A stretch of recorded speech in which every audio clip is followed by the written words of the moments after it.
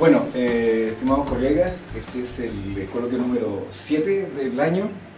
Tenemos como invitado al doctor Omar Sabaj de Artes y Letras y nos va a deleitar hoy día con su exposición sobre Entrando en la caja negra del peer reading. Por favor. Buenas tardes. Quería primero agradecerles por la invitación al director. Estoy bien contento porque ni siquiera conocía este departamento de matemáticas. Me siento contento de conocer otra dependencia en la universidad.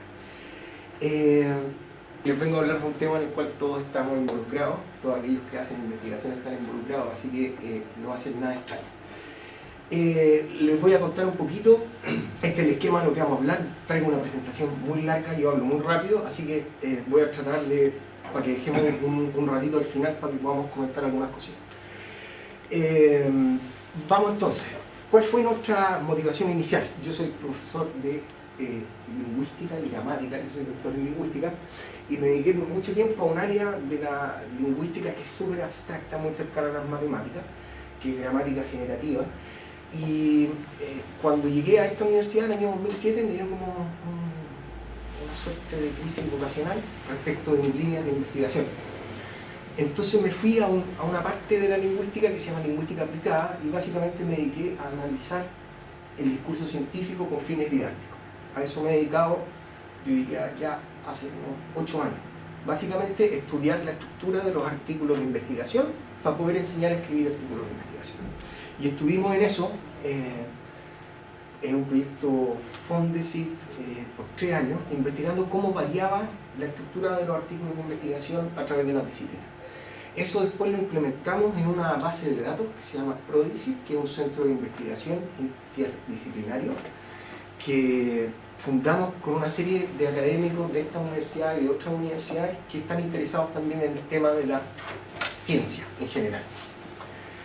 Pero después que terminamos ese proyecto, quisimos dar un paso a lo que nosotros llamamos el estudio del proceso que permite la generación de estos productos que hoy rigen, ¿no es cierto?, la industria científica, que son básicamente los papers, ¿sí? Entonces, más que investigar los papers, este proyecto que les vengo a presentar ahora tuvo por objetivo investigar el proceso sociotextual, el proceso de evaluación por pares, que permite, en definitiva, la generación de estos artículos, ¿sí? Y hemos hecho un esfuerzo bien grande porque este proyecto tiene un espíritu interdisciplinario y estamos trabajando con sociólogos de la ciencia. Y la verdad es que para mí, por lo menos, ha sido bien difícil hacer un proyecto verdaderamente transdisciplinario, es decir, realmente meterse en la cabeza de la forma en que piensan los sujetos de la otra disciplina.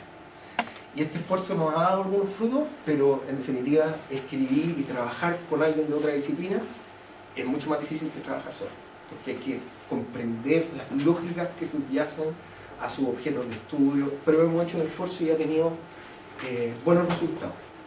Esto me ha obligado, por ejemplo, a aprender cosas que antes no sabía, harta matemática, harto teoría de las redes sociales, centralidad de las redes, métodos variados, etcétera, cosas que antes no tenía idea, y me he visto obligado a introducirme en este tema. Si uno habla del desarrollo de la industria científica, aquí les traje unas imágenes que reflejan hitos importantes, ¿no?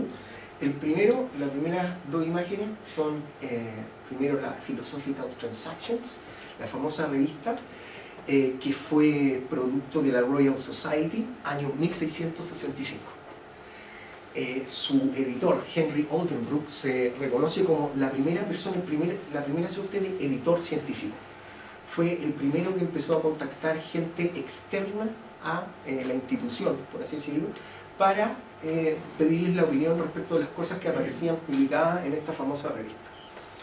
Ustedes saben la pugna franco-inglesa, ¿no es cierto?, siempre por cualquier cosa. Entonces los franceses dicen, no, en realidad la primera revista fuimos nosotros. Sucede que una fue en enero de 1665 y la otra en marzo de 1665, entonces se pelean por cuál fue el primero que tuvo la revista científica. No sé si reconocen a este señor que aparece acá. ¿Alguien lo conoce, no? Este señor se llama Eugene Garfield. Eugene Garfield, el socio fundador de del famoso Institute of Scientific Information, el famoso ISI, ¿sí? Este señor hay que ponerlo en cualquier parte del desarrollo de la industria científica porque dada las tecnologías que introdujo, el tema del impact factor, etcétera, permitió que estuviéramos hoy en día, ¿no es cierto?, con una industria que está copada de indicadores, métricas, etcétera. Y esto es básicamente lo que rige hoy en día la forma y el funcionamiento de la industria científica, cuántos papers usted publica, cuántas veces lo citan, etc. ¿Sí? También tenemos acá abajo otro hito importante, que esta es una revista inglesa muy antigua, Lancet, ¿no es cierto?, dedicada a la medicina, pero en el año 1967, piensen que tardíamente fue la primera revista que implementó el proceso de revisión por pares tal cual como lo conocemos hoy en día. ¿Sí? Tal cual como lo conocemos hoy en día, me refiero específicamente a el proceso con doble ciego, ¿no es cierto?, con consulta a expertos externos a la institución de la revista. Porque si bien desde que surgió el Journal des Savants y la Philosophical Transaction había una suerte de proceso de revisión, este no funcionaba de la manera que funciona ahora, era más bien una suerte de revisión editorial. ¿Sí? Era el editor el que metía la cuchara y decidía muchas veces, y a veces le consultaba, ¿no es cierto?, a uno o dos científicos. Históricamente, por lo menos, la figura de Henry Oldenburg, este primer editor del Philosophical Transaction, es una historia fascinante, porque era un editor activo, le escribía a los científicos de su época, intercambiaba, discutía, le mandaba cartas de réplica con respecto a las cosas que publicaban en la revista, etc. Era un editor bastante activo y su historia es fascinante. La industria científica, les pido disculpas porque la presentación está en unas partes en inglés y otras en español. La industria científica, ¿no es cierto?, es el campo en el cual nosotros estamos insertos, los que nos dedicamos a la investigación.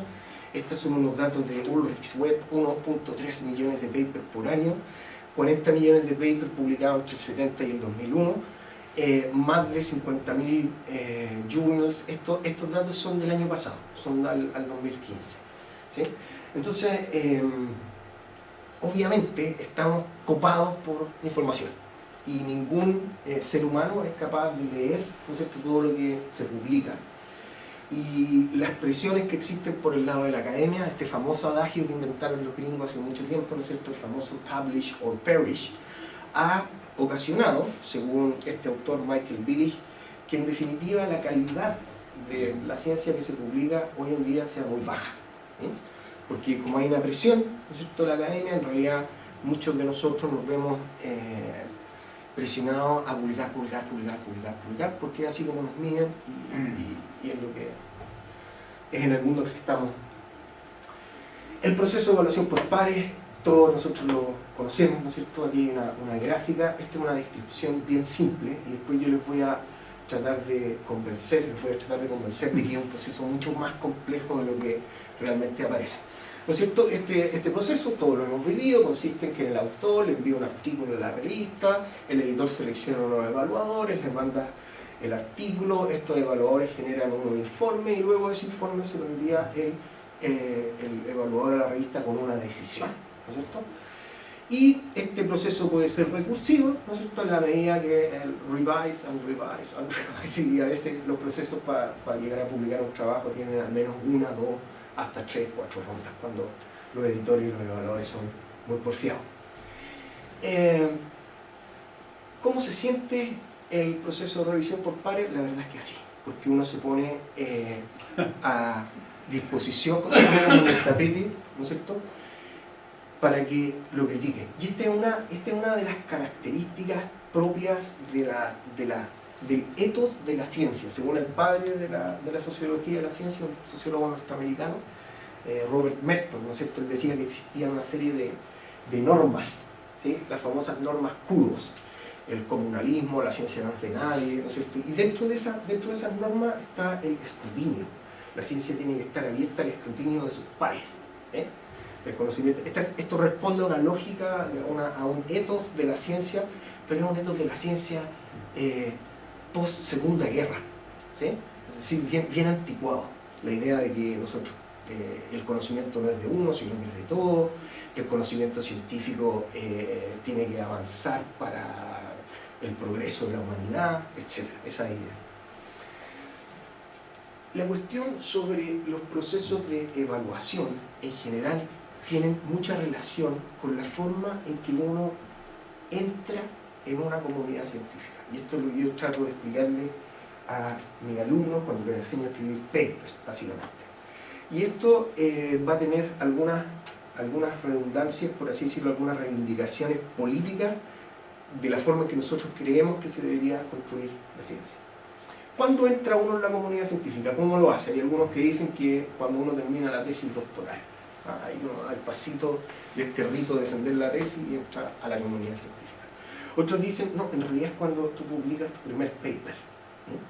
Otros dicen, no, es cuando tu primer paper alguien lo cita y lo ocupa.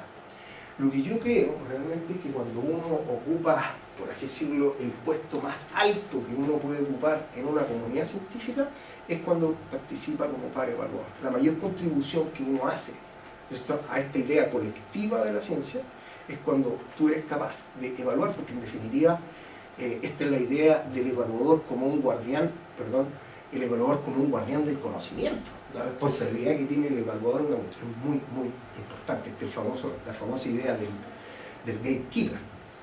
Entonces, esto implica, disculpen que me pongo un poquito, esto implica que en el futuro, y esta es mi reivindicación más política, en el futuro no solamente tenemos que enseñarle a nuestros alumnos a escribir papers, sino que tenemos que enseñar a revisar papers, a evaluar críticamente las ideas de otros, porque esa es la contribución mayor que uno puede hacer a esta idea de la ciencia colectiva. ¿Sí? Eso es por lo menos la parte más de la reivindicación. Bueno, este es el mismo esquema que les mostré recién, pero lo que quiero mostrarles acá y decirles acá básicamente es que este es un proceso mucho más complejo de lo que aparentemente, ¿no es cierto?, es. Es un proceso muy raro. Hay algunas suerte de paradojas que surgen en la realización, en la ejecución de este proceso. Por un lado, ¿no es cierto?, por un lado, este proceso permite, ¿no es cierto?, lo que dicen los gringos, separar la paja del trigo, ¿no es cierto? Uno dice, este proceso se espera que sea confiable, ¿sí?, que separe lo bueno de lo que es malo. Pero también desde un punto de vista sociológico, ¿no es cierto?, nosotros definimos este proceso como una suerte de coordinación epistémica. ¿Sí? Este es un proceso en el cual distintos actores se coordinan epistémicamente para producir conocimiento científico. Existe una suerte de coordinación colectiva entre el autor, el editor y el evaluador, de forma que todos contribuyen en la generación de este conocimiento. ¿Sí? Después les voy a contar, de hecho, algunas innovaciones que se han hecho en los procesos de evaluación de alguna revista en relación a esto.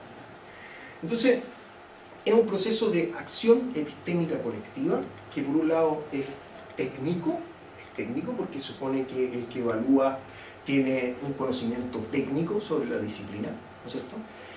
Es discursivo también esta acción epistémica porque básicamente aquí interactúan un conjunto de actores que intercambian una serie de textos. ¿Sí? Por eso es discursivo, porque este proceso en definitiva se materializa en textos. ¿Sí? Y también es social, y es social en el sentido de que uno participa en este proceso con respecto a quien uno es decir, uno participa con sus propios atributos. ¿Sí? Entonces, ¿cuáles son estas paradojas que yo les mencionaba? La primera paradoja, aquí esto tiene un error gramatical grave, que debido a que este proceso, en su mayoría, existen distintos tipos, los voy a explicar ahora, pero en su mayoría, en la mayoría de las disciplinas, se hace de manera confidencial, ¿no es cierto? Es un proceso que en definitiva afecta todo lo que tiene que ver con la industria científica. Gracias a este proceso se publican o se rechazan los papers. Gracias a este proceso, la publicación o el rechazo de esos papers, ¿no es cierto?, inciden en la jerarquización, en el ganarse el proyecto, inciden en todo, ¿sí? Pero como el proceso desde el punto de vista del evaluador es confidencial, no afecta en nada. ¿Sí? Lo ideal sería, por ejemplo, que cuando nosotros nos evalúan en los proyectos fondos, ya que es tan importante evaluar cosas, a nosotros nos asignaran puntajes por las veces que hemos sido revisores de artículos o por las veces que hemos evaluado proyectos, porque se entendería que es una de las funciones más importantes que uno hace como científico. ¿Sí? También el proceso, si uno lo voy a devolverme un poquito, va a depender su definición desde la perspectiva del actor. Por ejemplo, desde el punto de vista del autor, este proceso es como una suerte de barrera que tengo que pasar para llegar a publicar mi trabajo. Desde el punto de vista del editor, es un procedimiento que le permita al editor distinguir lo bueno de lo malo. Desde el punto de vista del evaluador, es un proceso que le permite participar simbólicamente en la construcción del conocimiento en su disciplina. ¿Sí? Entonces, a propósito de estos roles, de estos distintos roles, también existe otra paradoja, que es la paradoja del intercambio económico imperfecto. ¿Por qué? Porque en los intercambios económicos uno puede identificar a un actor que tiene un interés y otro actor que tiene otro interés. Uno compra, el otro vende. En el caso del proceso de evaluación por pares sucede una cuestión muy loca, que somos todos los mismos actores, que podemos todos, ¿no es cierto?, movernos en las distintas. Por ejemplo, yo soy autor, soy evaluador y además soy editor de una revista que tenemos acá en la universidad. Cuando soy autor, ¿qué quiero? Quiero que me publiquen rápido. Está demostrado que empíricamente que uno se demora 3 horas en revisar un artículo. Pero cuando me llegan los trabajos para evaluar, me demoraría 3 horas en evaluarlo porque tengo 6 meses ahí, ¿no es cierto?, y no respondo nunca. Cuando soy editor, quiero que la gente se apure. ¿Me entienden, no? Entonces, ¿por qué es un sistema imperfecto? Porque uno persigue distintos intereses de acuerdo al rol que va cumpliendo. Entonces, esto desde el punto de vista de la descripción general del proceso implica algunas dificultades analíticas, por así decirlo. Este proceso se dice del proceso de evaluación por pares que es como la democracia. ¿Ah? Es lo que tenemos, es lo mejor que hemos encontrado, no está exento de críticas, ¿sí? Pero es lo mejor que hemos encontrado. Entonces, hay algunos autores que dicen que el proceso de revisión por pares es como la democracia. En realidad es lo mejor que hemos encontrado, hasta el momento no se ha encontrado nada mejor, pero eso no significa que sea un proceso perfecto. Y esa imperfección se ha materializado en una serie de críticas. Dentro de estas críticas, la confiabilidad, el fraude, la lentitud, el sesgo, los costos, el acuerdo, el grado de acuerdo entre los evaluadores, las tasas de aceptación y rechazo. Yo me imagino que todos ustedes que han publicado alguna vez o tienen alguna historia con alguno de estos temas. ¿Ah? Journals que se demoran mucho en responder, etc.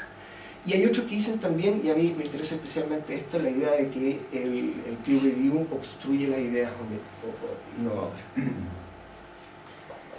Los que están marcados en asterístico los vamos a revisar un poquito más de detalle. ¿Sí? Entonces partamos por la confiabilidad. La confiabilidad, la idea es si el proceso es confiable o no es confiable. Si, en definitiva, permite distinguir lo bueno de lo malo. Y esto tiene que ver con una cuestión bien importante en metodología de la investigación o en estadística, cuando uno va a ver si es que aprueba o acepta o rechaza las hipótesis, uno puede cometer 2 tipos de errores, ¿no es cierto? El primer error, que podríamos llamar el wrong acceptance, es decir, aceptar erróneamente un trabajo que era malo, ¿no es cierto? Es muy importante. De lo que quiero dar cuenta aquí es de la responsabilidad que tiene el evaluador. Si el evaluador en definitiva decir esto es bueno, esto es malo. ¿Sí? Pero también se puede cometer el otro error. El otro error es wrong rejections, rechazos errados. Desde el punto de vista de, por así decirlo, de la idea que uno tiene, por lo menos que yo tengo, de cómo debería ser la difusión del conocimiento científico, para mí son mucho más peligrosos, ¿no es cierto?, el error tipo 2 que el tipo 1. Porque ahí perderíamos la posibilidad de algo que potencialmente estaba bueno, no vio la luz. ¿Sí? ¿Y qué se ha dicho con respecto a la confiabilidad, perdón? Bueno, la pregunta aquí era si esto es realmente un mito o es un hecho, y la verdad es que no sabemos. Los datos de las distintas investigaciones empíricas no nos permiten tener una conclusión fehaciente respecto de si este proceso sí distingue o no distingue los artículos buenos de los malos. Hay una anécdota bien interesante del British Medical Journal que contaba el editor: mira, estoy acá decidiendo, tengo una pila de los trabajos aceptados y otra pila de los trabajos rechazados, y pareciera ser que si me equivoco de pila la cuestión me importa mucho. ¿Ah? Me parece que no hay mucha diferencia en definitiva en lo que es. Entonces, con respecto a la confiabilidad, no hay mucha evidencia que nos pueda... El fraude, un tema que ha estado muy en boga en los últimos años, y esto se debe básicamente a la presión que sufrimos, no solamente en Chile, sino que en la mayoría de los países donde hay que concursar por la investigación. Aquí hay 3 casos. Ese es un psicólogo holandés que dijo que las personas, cuando en Holanda se subían al tren y había gente negra, se ponían más violentos, y hizo un estudio para demostrar aquello, y resultó que todos los datos eran fabricados. ¿Sí? Aquí está Andrew Wakefield, este es el señor que estaba asociado al fraude de las vacunas, que las vacunas tenían mercurio, y en realidad era un tema de un artículo también que era de falso, la asociación. ¿Se acuerdan de estas vacunas del autismo, que había una relación entre la vacuna? Fraude. ¿Sí? Y este último que pasó, este no es el último, pero este pasó en el 2004, Wang Woo-suk, un investigador coreano que dijo que había replicado, clonado células madre, y que tenía la última papa en todo lo que tenía que ver con genética. Fraude. ¿Sí? Hace poco también en Japón pasó lo mismo, unos integrantes del grupo de investigación se suicidaron. Fue algo bien. Por lo menos se suicidaron. Sí. Si uno se hace la pregunta si esto es un mito o un hecho, uno podría decir que sí es un hecho, ¿no? Que en efecto el proceso de revisión por pares no está diseñado para detectar el fraude, por eso no lo detecta, porque está basado más bien en lo que conocemos, ¿no es cierto?, en una cadena de confianza. Hay confianza de los distintos autores. Por ejemplo, yo como autor confío en que el editor va a enviar el trabajo a evaluadores imparciales. El editor confía en que el autor le envía unos trabajos con datos reales y no fabricados, ¿no es cierto? Y así con los distintos autores. Entonces, claro, en realidad no lo detecta porque no está diseñando, no parte de la base de una desconfianza, ¿no? El editor o los evaluadores no parte de la base que a uno lo están engañando y que los datos son fabricados. ¿Sí? Hay un estudio genial del año 82 de Peters y Ceci. Estos señores son psicólogos bien cercanos al estudio de la sociología de la ciencia. Tomaron un journal, volvieron 20 años atrás, sacaron 12 artículos del mismo journal, les cambiaron los nombres un poquito a los autores, les cambiaron los nombres de las afiliaciones por unas afiliaciones menos prestigiosas de las que tenían originalmente, y los volvieron a enviar a la misma revista. A la misma revista, estos 12 artículos, los mandaron a la misma revista. Resultado: 9 artículos rechazados. O sea, artículos que ya estaban publicados en la misma revista. Lo que demuestra básicamente que en términos de hay muy poco control. ¿Sí? Los editores van cambiando, tienen un historial, ¿no es cierto?, de quién publicó, quién no publicó. Imagínense lo que demuestra este estudio. Este estudio está publicado en una revista muy entretenida que se llama el Behavioral and Brain Sciences, y tiene un formato muy entretenido porque es con réplicas. Entonces el artículo tiene 4 páginas, pero en realidad tiene 76 páginas porque tienen las réplicas de todos estos autores que hacen investigaciones. Muy entretenido el formato. Entonces, ¿realmente no detecta el fraude? No lo hace porque no está diseñado para eso. Con respecto al sesgo, el bias, que dicen los gringos, hay varios tipos de sesgo, ¿no es cierto? En el año 1967, Diane Crane postuló la existencia, esta es una socióloga de la ciencia bien famosa, postuló la existencia de los famosos colegios invisibles. Y decía, mira, hay estructuras que operan, que no están, por así decirlo, en la superficie, pero que igual operan, que son más bien lo que denominamos, ¿no es cierto?, aquellos aspectos simbólicos de la ciencia.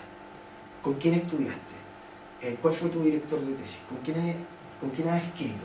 ¿En qué universidad te formaste? ¿Qué grado tuviste? ¿Sí? Y en base a eso, ¿no es cierto?, se van creando, y esto no está nada más cercano de la realidad, ¿no es cierto?, se van creando una suerte de pandillas o mafias que van dominando y van poniendo de moda ciertos temas.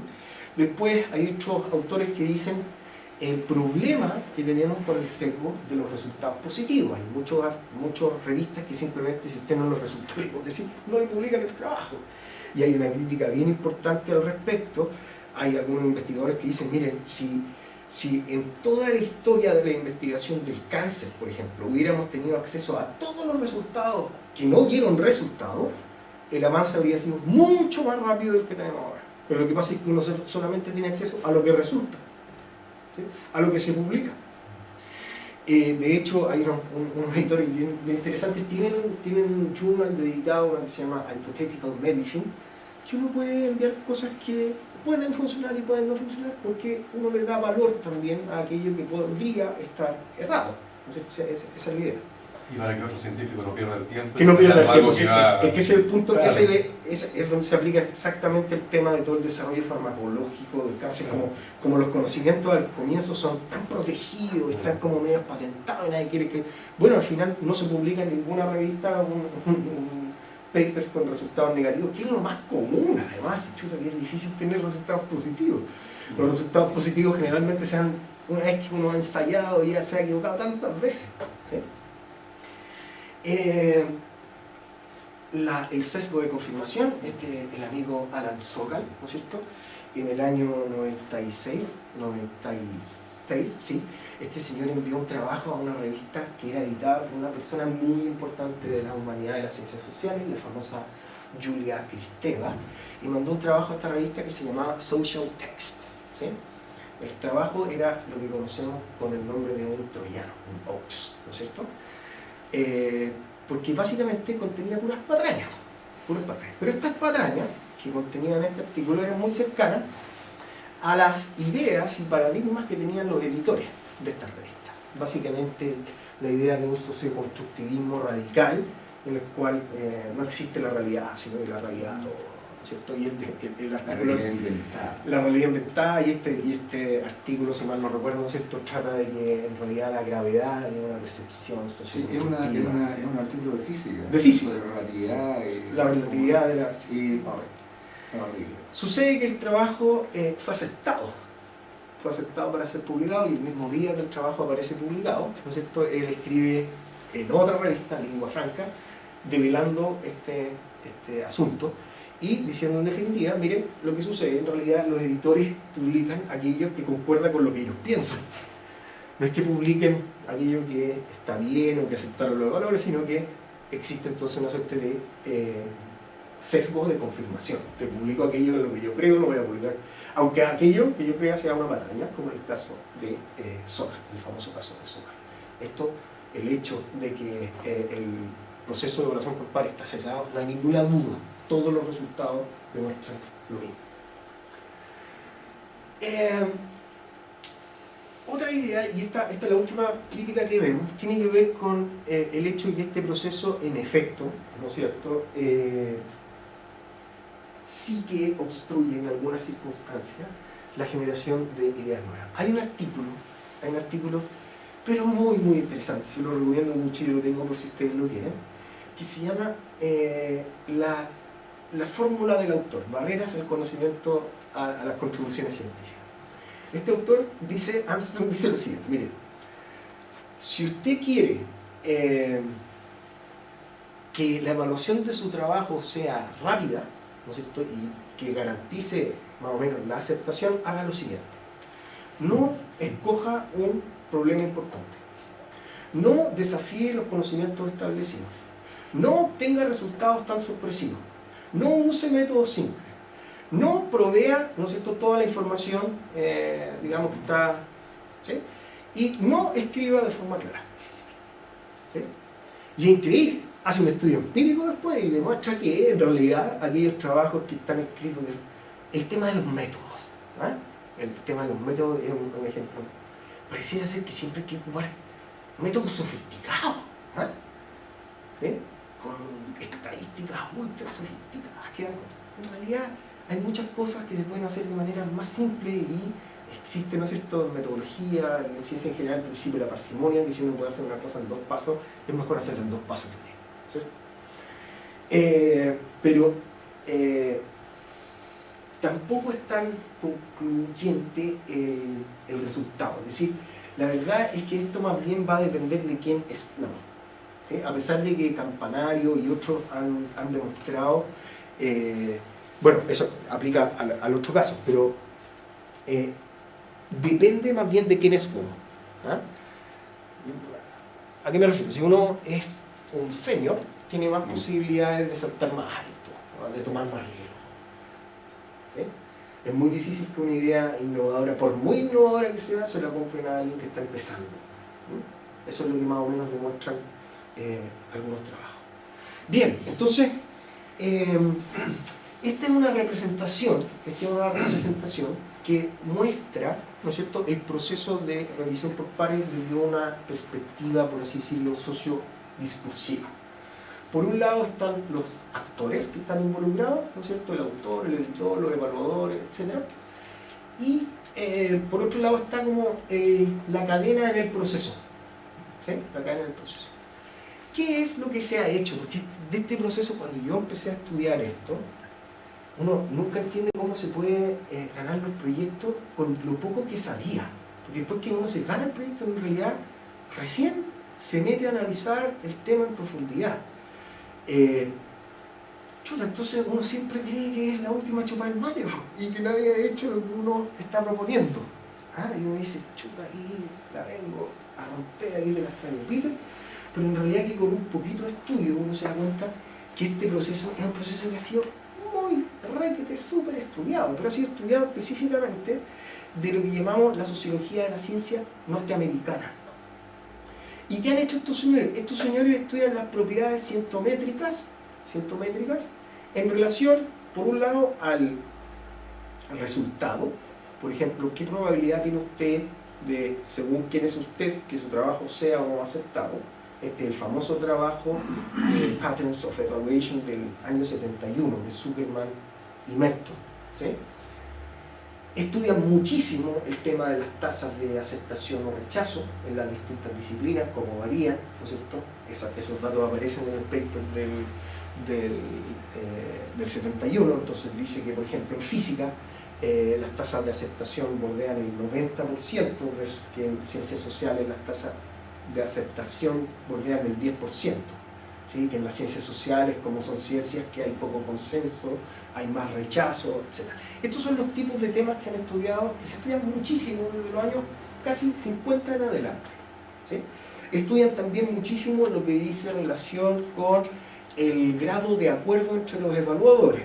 El grado de acuerdo entre los evaluadores en el proceso de evaluación por pares siempre es menor al que se produciría por azar. Sí, hay muy poco acuerdo. O sea, lo normal es que si yo mando un trabajo, uno me diga sí que no, del otro no. Lo normal es que haya mucha dispersión en la evaluación que recibimos de los proyectos fondos. Desde el punto de vista del autor es pésimo, ¿no es cierto? Porque uno se le da rabia, dice, oye, este me dijo que era súper bueno, este otro me dijo que era súper malo, pero en realidad esto es lo natural. Lo que sucede es que el acuerdo es más alto cuando los papers son evidentemente buenos o evidentemente malos. Pero ustedes sabrán que por la ley de potencia los evidentemente buenos, los evidentemente son así. Y que la mayor cantidad de frecuencia está entre los que son más o menos. ¿Sí? Entonces en esos que son más o menos el acuerdo siempre es bajo, que son la mayoría. ¿Sí? Esos son los tipos de temas, pero si ustedes se fijan, estos temas uno los puede estudiar sin estudiar los textos que se intercambian en el proceso. Entonces, esto tiene una tradición enorme. Esto de acá son algunos trabajos discursivos que han estudiado, en efecto, algunos textos de este proceso, ¿no es cierto? Más específicamente lo que llamamos el Evaluation Report, el informe de evaluación. Pero el problema está en que estos trabajos que investigan el informe de evaluación desconocen totalmente toda la investigación que han hecho estos otros. Entonces, por ejemplo, uno puede ver una revista y con suerte uno puede acceder permiso, uno con suerte puede acceder a la información de la disciplina de la revista. Y esto se debe a que el proceso de evaluación por pares es un proceso demasiado difícil de estudiar, porque es confidencial, no se puede estudiar sin la ayuda de los editores. Y hay que cumplir con toda una serie de cuestiones éticas, de tratamiento de información confidencial, etc. ¿Sí? Entonces, la gente que lo ha estudiado desde el punto de vista del análisis del discurso, sabemos cómo son la estructura de estos textos, sabemos cuáles son los propósitos que cumplen, etc. Pero no podemos saber, por ejemplo, quién lo produjo, o cuáles eran las características del evaluador, por ejemplo, si era un investigador senior, o si era un investigador en formación, etc. Y justamente, esto es lo que nosotros estamos, este es el esquema de nuestro programa de investigación. Esto es lo que estamos tratando y hemos logrado parte que pueda mostrar alguna cosita. Lo que estamos haciendo justamente es tratar de elaborar una suerte de teoría del comportamiento científico, el comportamiento discursivo científico, de acuerdo a quién es usted, ¿no? O sea, cómo uno participa en este proceso de acuerdo a sus rasgos cientométricos sociodemográficos. Preguntas como, por ejemplo, ¿será que los investigadores, pues estos seniors, producen mejores informes de evaluación? ¿Será que la gente que tiene más formación en metodología son los que hacen mejores? ¿O serán los investigadores que están recién iniciándose los que hacen mejores informes de evaluación? Bueno, y también antes de esto se tendría que preguntar qué es... que los seniors le pasan a los investigadores jóvenes las evaluaciones que le corresponden? Pondrán a ellos, ¿no es cierto? Ese también es otro tema, pero el punto está en poder asociar, esto es todo nuestro programa, poder asociar rasgos cientométricos, sociométricos, sociodemográficos, etcétera, que son distintos, con el comportamiento discursivo. Esa es nuestra suerte de innovación. Les voy a mostrar a continuación unos resultados empíricos de los trabajillos que hemos hecho. Pero algunos de estos trabajos que les voy a mostrar, uno solamente, alcanza a hacer esto. Porque todavía estamos, a pesar de que este es el último año del proyecto, la base de datos que tenemos es tan grande que recién estamos pudiendo construir esta línea naranja. Nos habíamos quedado pegados por un lado en esto, en analizar los textos, nos costó muchísimo conseguir información, ¿no es cierto?, sociodemográfica, porque hay que buscarla, hay que contactar a las personas, y recién les voy a mostrar solamente un trabajo que apunta a esto. ¿Sí? Vamos entonces. Vamos a hablar primero de uno que se llama Consistencia Interna y Polaridad de los Comentarios. Este trabajo va a ser publicado ahora en Acta Bioética, una revista de ética, de bioética de la Chile. Y lo que quisimos ver acá es un fenómeno, muchas de las cosas que investigamos parten de experiencias propias. Y esta experiencia propia, que yo creo que también ustedes la han vivido, es cuando uno siente que el resultado de la recomendación que le dan de publicación no coincide con la naturaleza de los comentarios que ha hecho anteriormente para justificar esta decisión. ¿Sí? Entonces, lo que uno esperaría, esta es una forma, por así decirlo, cualitativa, discursiva de evaluar la consistencia interna en un informe. Esto quiere decir cuánto coincide la polaridad de los comentarios, si hay comentarios positivos, negativos o neutros, en relación a la recomendación de publicación. Eso es lo que quisimos ver en este primer trabajo.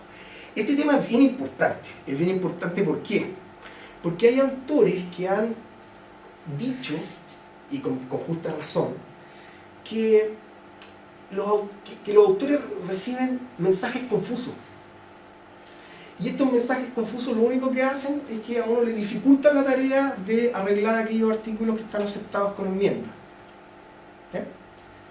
Nosotros hemos detectado la existencia de una estrategia. Esta estrategia la hemos denominado coloquialmente la estrategia flor-palo. ¿Sí? La estructura discursiva de estos informes de evaluación es que te tiran un par de flores y después te pegan un par de palos. ¿Sí? Cuando va a empezar el palo hay unos elementos lingüísticos que lo marcan, el pero, el sin embargo, el inglés, no sé, however, entonces te dicen, el paper es muy interesante, pero, taca. Cuando un autor recibe este mensaje, la verdad es que no sabe qué hacer. Porque después del pero, cuando viene el palo es un palo nomás. No le dice cómo protegerse del palo o cómo superar el palo. Entonces, flor y palo. Entonces el autor, sobre todo los autores neófitos, se quedan con este mensaje confuso y no saben qué hacer. Nosotros tenemos tenemos una propuesta de un formato para tratar de evitar este tipo de cosas. ¿Sí? Entonces es un tema importante. La idea entonces, y esa sería como una suerte de hipótesis, es que aquellos artículos que son aceptados tengan más comentarios positivos que negativos. ¿No es cierto? Eso en términos generales. Y nosotros analizamos para este caso, ¿no es cierto?, 1472 comentarios que venían de esa cantidad de informes. Cada proceso tiene 2 informes. Nosotros analizamos 1472 comentarios de una revista, en este caso. Y miren lo que pasó. Pareciera ser que en esta revista, en efecto, hay consistencia interna. ¿Sí? En efecto, las recomendaciones se asocian, ¿no es cierto?, a una mayor presencia de unos tipos de comentarios, más de un tipo de comentario que de otro. ¿Sí? Entonces, por ejemplo, los trabajos que son aceptados sin ninguna modificación, están llenos de comentarios positivos. ¿Sí? Lo más interesante que descubrimos, porque esta categoría, la categoría de comentario neutral, no había sido incorporada en las otras investigaciones. Los comentarios neutrales menos le ayudan al autor. Simplemente son comentarios que se dedican a describir el trabajo. Entonces, por ejemplo, el autor en este trabajo tuvo por objetivo hacer esto. No hay ningún juicio valorativo. Lo que descubrimos también es que se ocupa como una estrategia estos comentarios neutrales para introducir comentarios negativos. Son como una suerte de hacerle un cariñito antes de pegarle el palo. ¿Se entiende? Esa es como la idea. Y en efecto, estos son mucho más importantes, ¿no es cierto?, estos comentarios neutros, cuando hay pocas cosas que revisar. Cuando hay pocas cosas que revisar. Los trabajos rechazados están pletóricos de comentarios negativos. ¿Sí? Esto, uno podría decir, claro, esto no es ninguna medida muy... Pero es una suerte de un análisis, ¿no es cierto?, cualitativo, que me permitiría decir, bueno, ¿son los procesos los informes de esta revista consistentes con la recomendación que dan? Cuando interpretamos esto después nos acordamos de otras cosas que nos suceden, y eso es una cuestión bien rara. Cuando uno está escribiendo un texto, por así decirlo, uno tiene la expectativa de que ese texto cumpla su propósito, ¿no? Eso. Entonces, claro, parece que sucede que cuando uno ha hecho un esfuerzo muy grande como revisor en revisar el trabajo de forma detallada, dar sugerencias, corregir errores, etcétera, bla, bla, es muy difícil que lo rechace. Entonces, después descubrimos que había como una asociación también entre la extensión del informe y el resultado. Porque claro, porque el evaluador que se dio el trabajo de revisar todo eso en detalle, si rechaza el artículo, va a haber perdido su trabajo. Entonces, o lo rechazo de una sin ningún comentario, o una vez que ya hice los comentarios, lo acepto con revisiones mayores. Porque si lo rechazo en todo mi trabajo, toda la revisión no va a servir de nada. Entonces también está ese fenómeno que puede estar interviniendo en estos datos, pero por lo menos este fue un primer trabajo que hicimos. Como ustedes ven aquí no hay nada cientométrico, nada solamente discursivo. Estaríamos...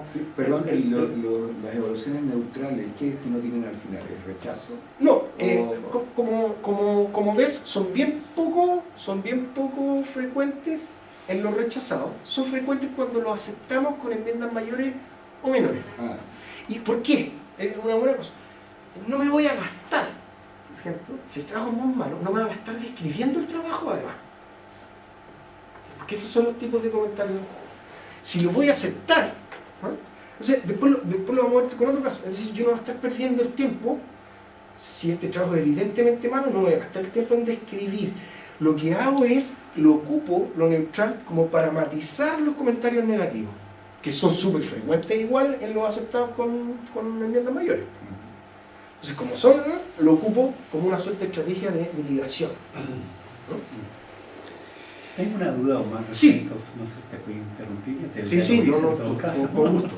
Respecto de qué herramientas has utilizado, porque me imagino, cierto, los comentarios que ahí están dados, pero sí, tanto que 1000 y tantos artículos que ustedes revisaron, ¿cuál fue la herramienta que hizo esto, automatizarlo y poder calibrar la verbalización de los comentarios y poderlo achacar a un rechazo o a una aceptación? Bien. Nosotros hacemos todo manualmente. manualmente. Nosotros analizamos con un software de análisis de datos cualitativos que se llama Atlas-T, ¿no es cierto?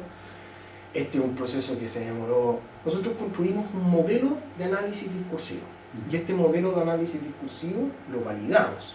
Vimos la cantidad de acuerdo que había entre las distintas personas, lo ajustamos, y es un modelo que tiene como 90 categorías y ocupamos ese modelo para etiquetar, etiquetamos al final 318 informes. Y esos datos después los extraemos de la Atlas-T y los transformamos en frecuencia y sacamos estadísticas. Pero hacemos el trabajo manual. Porque, en definitiva, si bien el uso de herramientas computacionales, que a mí me encantan para poder analizar, permiten analizar solamente hasta un nivel, que es el nivel del uso del léxico, estructura sintáctica, etc. Pero si uno quiere realmente hacer un análisis del discurso, tiene que hacer algo más. No basta con eso. Y eso hay que hacerlo manual. Sí. Es un experto, además. Claro, no puedo delegarlo, además. No. Y lo hacemos, ¿no es cierto?, con un grupo que nos juntamos y todos meten la luchada y tenemos que estar bien claros en que un tema muy difícil para hacer análisis lingüístico es dónde están los límites de las categorías. Porque estas categorías no son gramaticales, no coinciden con una oración. Hay comentarios que pueden ser de más de una. Entonces, ¿cómo delimitar los criterios para decir mi categoría llega hasta acá? ¿Sí? Y hemos diseñado todo un procedimiento para hacerlo. Y esto es una ventaja que tenemos con respecto a los otros analistas del discurso, que toman un texto, dicen alguna cosa así media volada, pero uno no sabe cuál fue el criterio que utilizaron para identificar la unidad de análisis, etc. ¿Sí? Algunas conclusiones, ¿no es cierto? Los comentarios neutrales son más relevantes en los procesos aceptados por enmiendas mayores. Como en este caso los comentarios negativos son muchos, ¿no es cierto? Lo que les decía, el revisor lo ocupa como una suerte de atenuación, hedging. La proporción de comentarios neutros en los rechazados y los aceptados con revisiones menores son muy similares, ¿sí? Mientras que no son relevantes en los procesos aceptados. Pero en cualquier caso, ¿no es cierto?, por lo menos con estos datos que son súper poco generalizables, son de una revista, etcétera, como me dice, por lo menos en esta revista, mira, los informes son consistentes internamente, al menos, ¿sí? Otro trabajo, este es un trabajo, apareció hoy día, de hecho me hicieron una entrevista por este paper que publicamos. Este paper lo publicamos en una revista de Croacia, que se llama el European Science Editing, que es de la Asociación de Editores Científicos Europeos. Y salió hoy día justo, no sé, la subí a Facebook, una entrevista que me hace, ¿no es cierto?, uno de los editores de esta revista, salió ahí, muy importante, en Inglaterra. No sé. Lo que quisimos ver en este trabajo fue un tema central, que es el tema del tiempo. Yo me imagino que ustedes han tenido experiencia con el tema del tiempo. Nosotros hace poco indexamos nuestra primera revista en la Universidad de La Serena. Yo soy editor de esa revista, la revista Logos, y fíjense que lo único que nos ha distinguido con respecto a lo que nos permitió, yo creo, indexarlo, fue que teníamos un trato cordial y humano con la gente con que trabajamos. Esto quiere decir básicamente ser decentes, responder los correos cuando corresponde. La experiencia que uno tiene con los journals es que uno manda el trabajo y uno tiene que insistir para que le acusen recibo del primer correo que uno envía. Y así se dilatan los tiempos, etc. Entonces el tiempo es una cuestión importante en el tema del proceso de revisión. Entonces nos quisimos preguntar, bueno, ¿cuánto demora este proceso en las distintas etapas del proceso? ¿Cuánto demora según? Les voy a mostrar dos tipos de datos, uno con respecto a la decisión, si los rechazados se demoran menos que los aceptados, o dependiendo de los resultados, y si acaso el acuerdo entre los evaluadores tenía alguna relación con el tiempo. Es decir, si los procesos con bajo acuerdo se demoraban más o menos que aquellos procesos con más acuerdo. Esa era más o menos la idea. Nosotros en este caso investigamos 78 procesos, 79, después van a ver que en total, ¿no es cierto?, son 369 procesos. Para estos 369 procesos obtuvimos toda una serie de variables numéricas respecto a las distintas etapas del proceso. ¿Sí? Esto es como nuestra mayor innovación, que fue básicamente definir de forma más detallada los intervalos que se habían utilizado normalmente para describir el proceso de evaluación por pares en términos temporales. Generalmente se dice lo siguiente: uno separa el proceso en, ¿cómo se dice? From submission to decision y from decision to publication. ¿Sí? Entonces, desde que lo envío hasta que me dan el resultado, desde que me dan el resultado hasta que lo publican, o si es que estuvo rechazado, perdí ¿sí?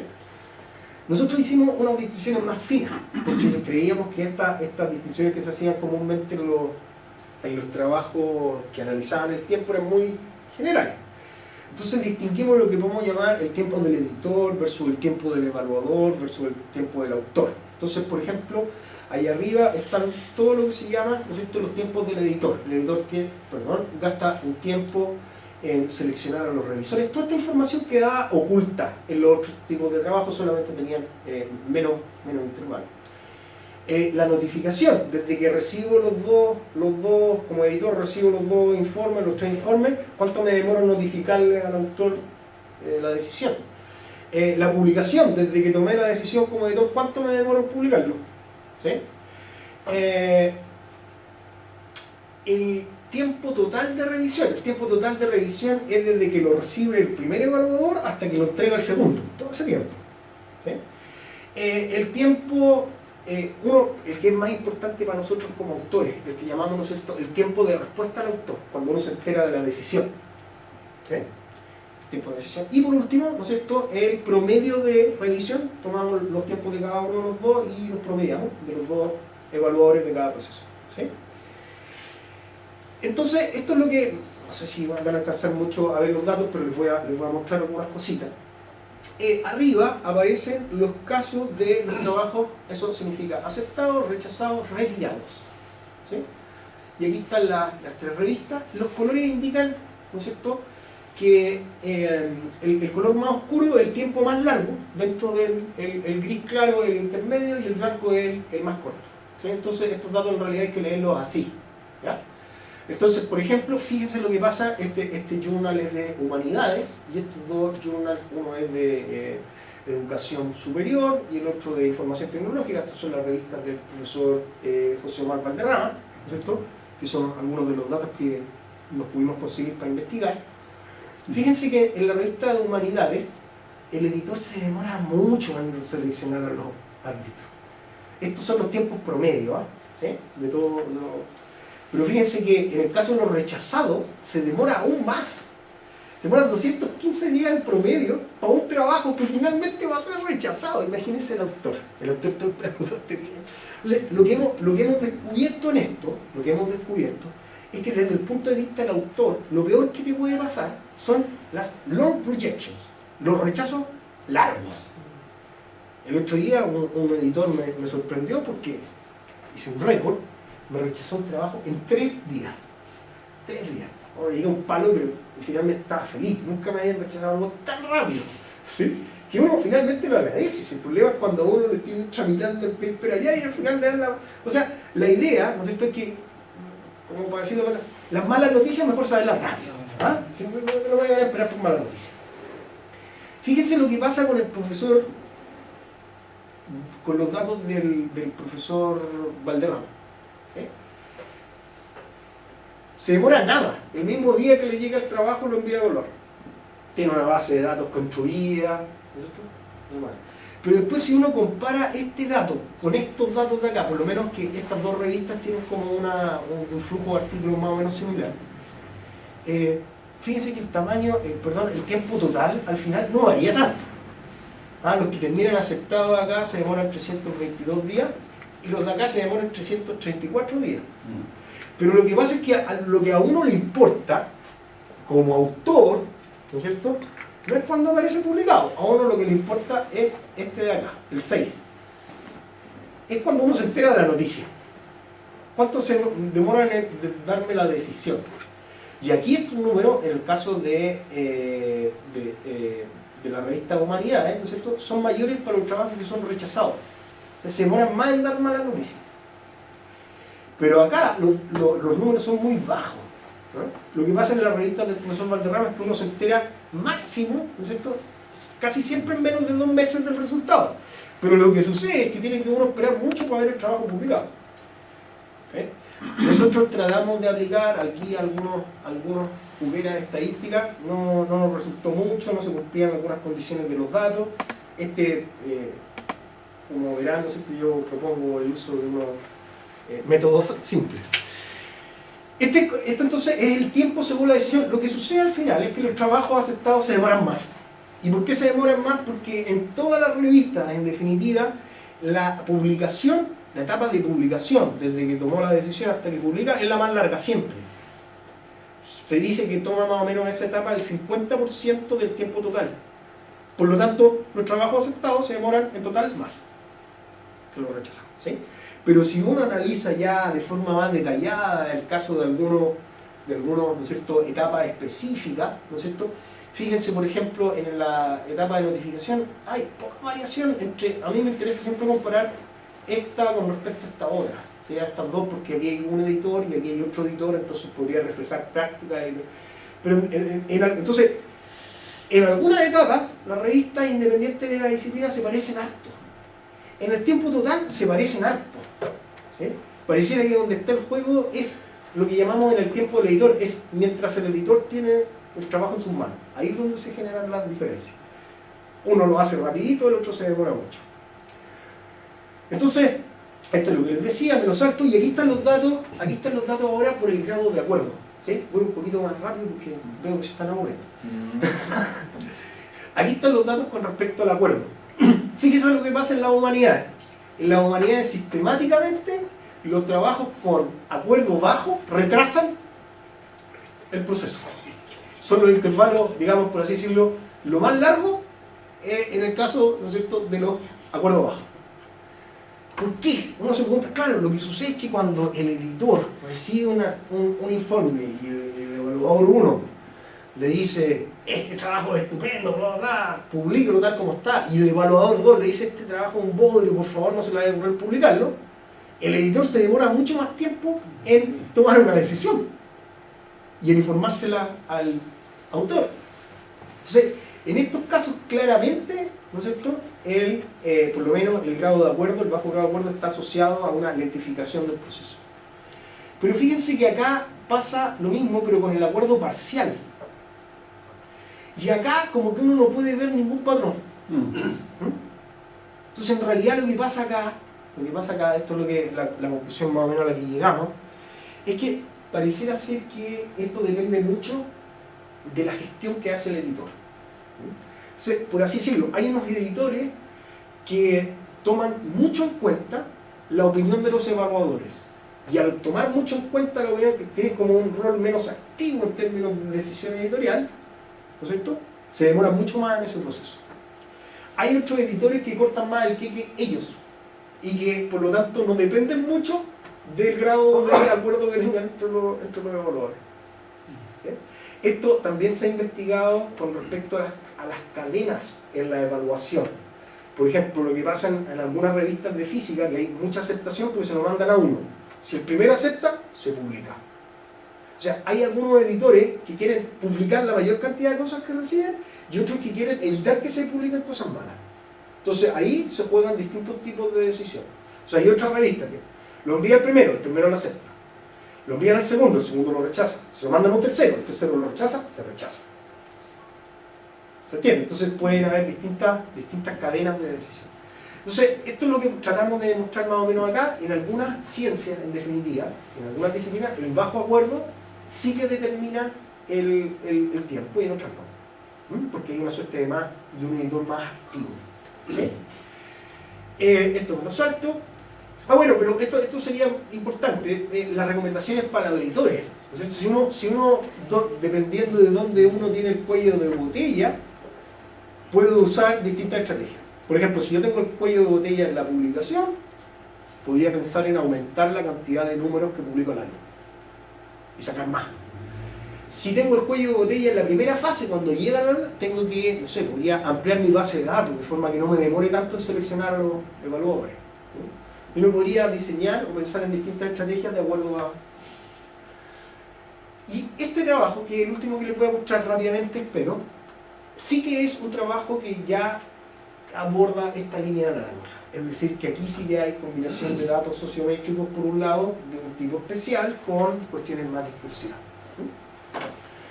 En este trabajo, lo que quisimos ver específicamente era si había una relación entre el tipo de evaluador, en términos de su participación en la revista, y su comportamiento discursivo. Lo que queremos decir, lo que queríamos hacer básicamente, en términos súper simples, es si aquellos evaluadores que participan de manera reiterada en una revista, ¿no es cierto?, hacen mejores informes de los que no.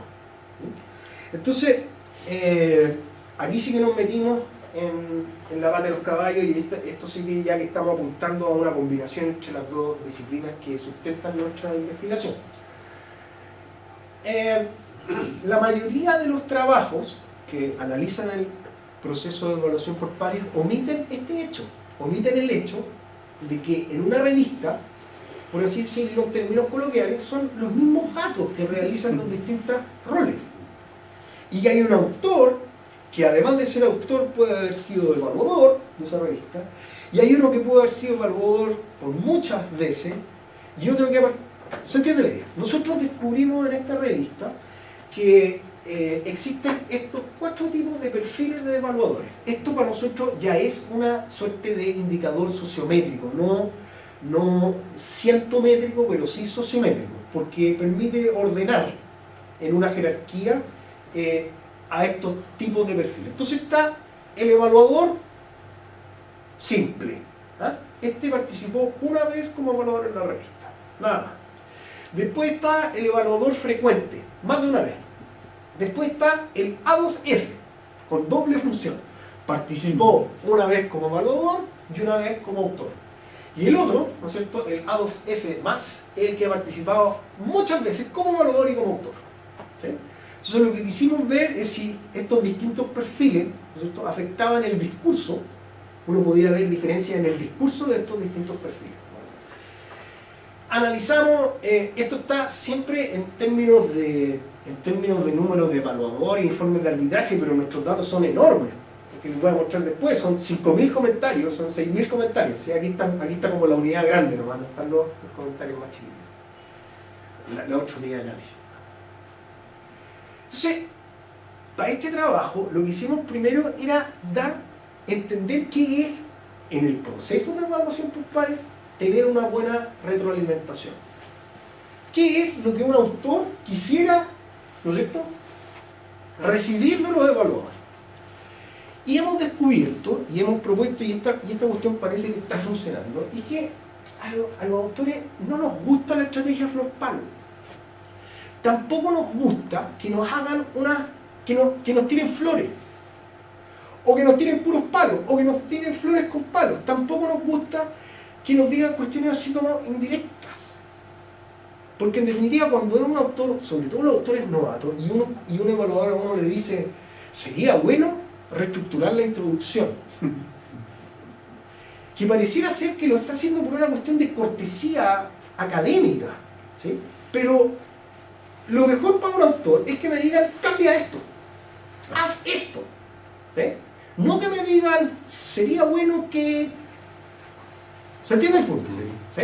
Entonces, bajo esta premisa construimos una suerte de modelo, ¿no es cierto?, de distintos niveles de retroalimentación. Esta es una definición de retroalimentación ad hoc para el proceso de evaluación por pares, porque por ejemplo en el ámbito de la educación se dice que el feedback positivo es bueno, cuando dicen, oye, lo estáis haciendo bien. En el ámbito de la educación sí, pero aquí no me sirve para nada. O sea, más que para subirme el ego. ¿Sí? Pero si lo que yo quiero como autor es hacer de este proceso una cuestión eficiente, poder saber con claridad qué quería. Hay muchos memes que hablan del famoso evaluador 2. El evaluador 1 siempre está todo bien, pero el evaluador 2 te pide cosas y uno no sabe qué es lo que está pidiendo realmente. ¿No cambia un poco el rol del evaluador? ¿En qué sentido? En ese sentido, porque el evaluador, bueno, evalúa, ¿cierto? Pero ahí le estás pidiendo incluso que me recomiende, que me diga cosas, cómo mejorar mi trabajo. Es que creemos, sesgo por lo menos. Que creemos, profesor, que ese sería un buen... ¿Ese sería el rol? Es que en parte sí. O sea, Nosotros lo que hicimos para poder evitar y para poder mezclar alguna de todas estas cosas que estaba hablando, por ejemplo, tenemos un formato nuevo de evaluación en nuestra revista que le permite rechazar el artículo sin mucho trabajo. Usted rellena una rúbrica y me dice por qué. Y exigimos que el formato distinga aquellos cambios que tienen que ser hechos de forma obligatoria y les pedimos a nuestros evaluadores que esos cambios los soliciten en la forma de mandatos, en la forma lingüística de mandatos, saque esto, ponga esto, corrija acá, modifica acá, y que en otra parte ponga sugerencias. Pero les decimos a nuestros evaluadores, lo que usted está poniendo como sugerencias no van a ser condiciones para publicar su trabajo, son sugerencias. Y de esta forma hemos evitado esta confusión que hay entre... Porque algunos nos han dicho, no, pero si le sugiero, en realidad es una orden velada. Pero yo no podía decir al editor, oiga, yo no estoy haciendo el cambio porque está sugerido. Y sabe que no acepto su sugerencia por esto, por esto, por esto otro.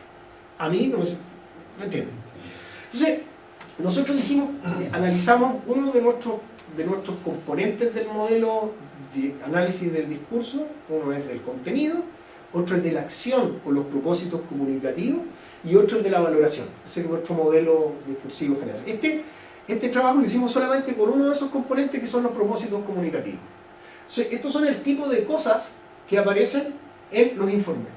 La función comunicativa de lo que aparece en los informes. Por ejemplo, destacar un aspecto positivo. El tema es muy pertinente y el enfoque adecuado. Aclarar mediante pregunta. Le pido una aclaración al autor mediante una pregunta. Otra estrategia que aparece en el... Entonces nosotros dijimos, bueno, esto en realidad me sirve pero poco. Imagínense que le dice esto.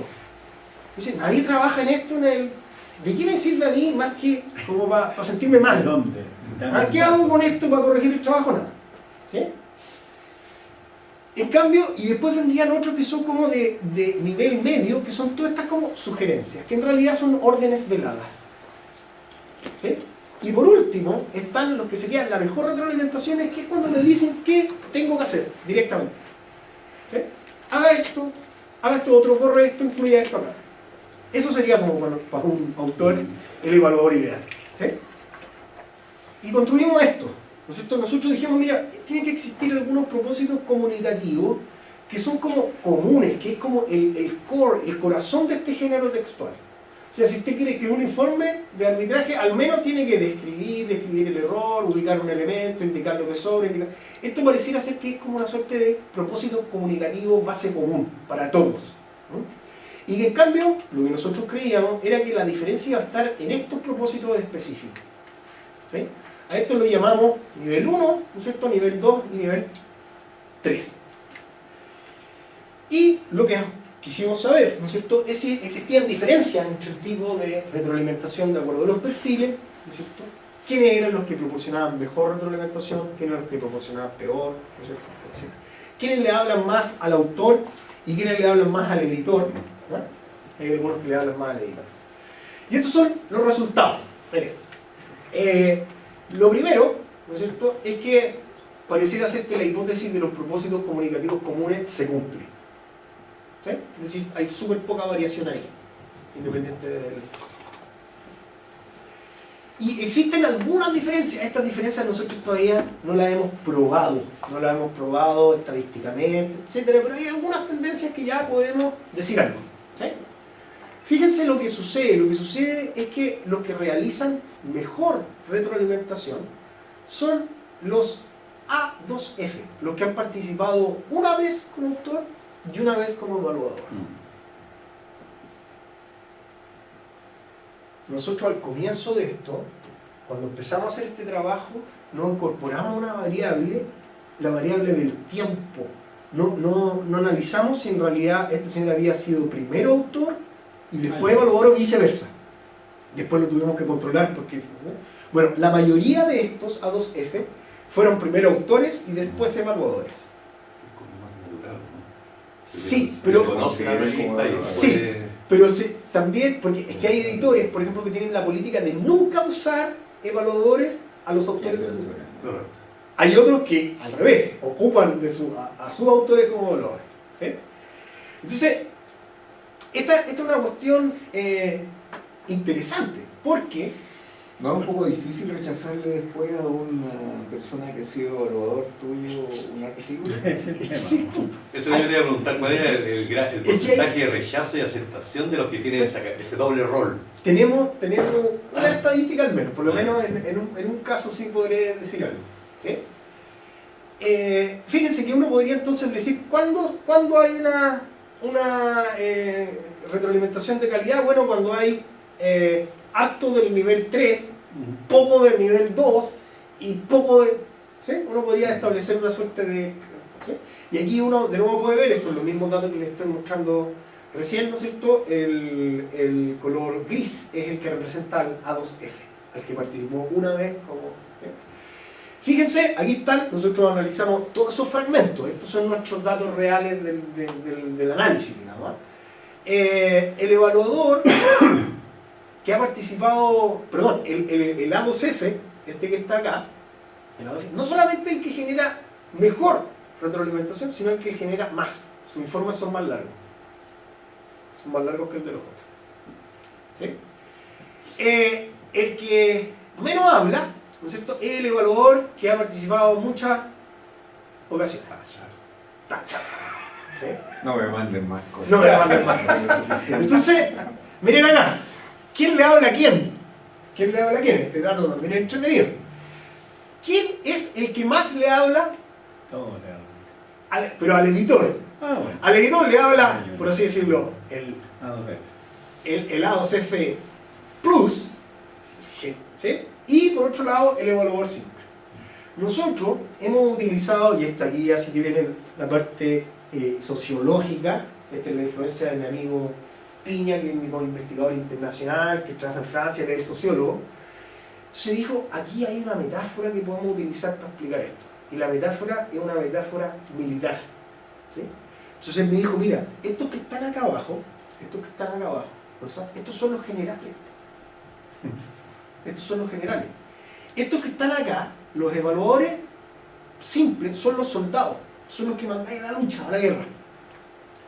El evaluador que ha evaluado, ¿cierto?, muchas veces, ese es un aliado. Este es el que busca el editor cuando no tiene soldados él mismo. Va a buscar aliados. ¿Sí? Y este otro es el capitán, el A2F. El capitán, por así decirlo, es el que da órdenes y que además está siendo, por así decirlo, evaluado todo el tiempo. En definitiva, lo que le pasa al A2F es que está, como decían ustedes, está siendo evaluado después, está siendo evaluado en el rol de evaluador después de haber sido autor. Está como el editor está viendo cómo es su competencia en este ámbito. ¿Sí? Y es interesante, bueno, ahí está el dato de lo que me preguntaba el profesor Lavé, pero es interesante la metáfora militar cuando uno lo ve con esto. ¿Sí? Porque en definitiva, miren lo que pasa. El A2F más el que es el general, puro nivel 2, puras sugerencias. Este es una suerte de un general que quiere que lo escuchen, quiere como iluminarle el camino al otro, pero no decirle muy claramente por dónde es el camino. En definitiva, el general lo que está haciendo es más política. El general, cuando la guerra se pierde, no paga los patos. Generalmente los que pagan los patos son los que están en los mandos medios. Este está haciendo más política que ciencia. Se sugiere, y además le habla más al que es su mal, le habla más al editor, porque tengo más poder, entonces soy más importante, le hablo al editor. No, le hablo mucho más al editor. El evaluador simple, digamos, nuestros soldados, es bueno buscando las minas en el campo, buscando ahí el detalle del corrige el error, la coma, mira, te equivocaste en esto, te equivocaste en esto otro, pero como está empezando también, no se siente muy capacitado para dar órdenes directas, porque no tiene como el estatus para dar unas órdenes directas. ¿Sí? El capitán, en cambio, no gasta mucho tiempo diciendo cuestiones ambiguas, le sugiero que podría, no, te dice lo que tenés que hacer de forma más directa. Esta es la suerte de metáfora militar que hemos ocupado para explicar el comportamiento. Y aquí sí que ya estamos viendo una relación más específica entre un aspecto sociométrico y un comportamiento propiamente tal discursivo. Entonces, esta es la síntesis de estos resultados, ¿no es cierto? Ahí está la calidad del feedback. En definitiva, los generales son los que hacen peor la pega. ¿Sí? Como siempre. ¿Ah? Entonces, ahí está la experiencia, el grado de experiencia, y fíjense que es más o menos inverso a la calidad de... Y hay muchas explicaciones para esto, que los expertos, los seniors, los generales tienen menos tiempo, y que siempre están ocupados, por lo tanto, como decía Marco recién, se lo deberían a los soldados. ¿Sí? Es divertido, porque en esta revista yo he sido un aliado, ¿ah? Como el editor es mi co-investigador, ¿sí? Cuando no tiene... lo manda a mí, me lo manda una otra vez. Entonces yo, como evaluador yo tampoco me gasto mucho, porque digo, bueno, conozco estos datos, entonces digo, no me tengo que gastar mucho, tengo que decidir, primero decidir si el trabajo es aceptable o no aceptable.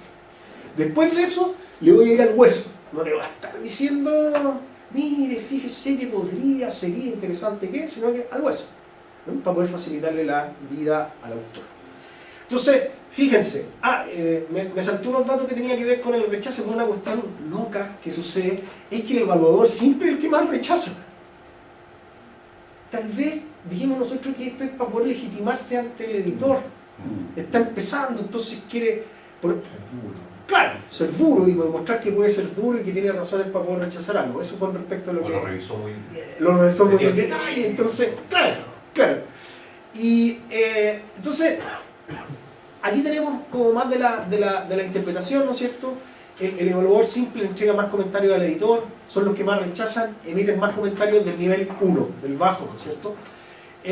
Evaluador primerizo, entonces su interacción con el editor necesita crear un nexo con la revista, necesita legitimarse, tener un nombre, no sé si, ¿sí? Y esto es lo que lo podría conducir a rechazar más. ¿Sí? El evaluador aliado, el que evalúa muchas veces, ¿no es cierto? Casi siempre son personas de confianza del editor, y esto refleja que son los que menos le hablan al editor para justificar su decisión.